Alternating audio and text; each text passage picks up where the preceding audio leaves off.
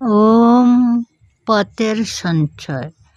এ যুগ পরমুখাপেক্ষিতাকে ক্ষমা করে না। এ যুগ স্বাবলম্বনের যুগ। অপরকে শ্রমদান করিয়া বিনিময়ে যে অর্থ সংগ্রহ করিয়াছ, তাহা তোমার সুপার্জিত পবিত্র ধন। পরিণামে সাধারণ হইলেও সুপার্জিত অর্থে অন্ন বস্ত্রের সংস্থান করিয়া সুপার্জিত অন্নে দেহকে রক্ষা করিয়া যে ব্যক্তি ঈশ্বর সাধন করে, সে সহজে ভগবানকে প্রীত করে। ভিক্ষান্নজীবী ভিক্ষাদাতার পাপ গ্রহণ করিয়া থাকে।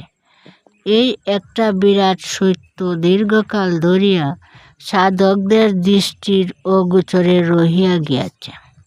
আমি সেই সত্যকে সকলের চোখের আড়াল হইতে একেবারে চোখের পাতার কাছে আনিয়া ধরিতে চাহি।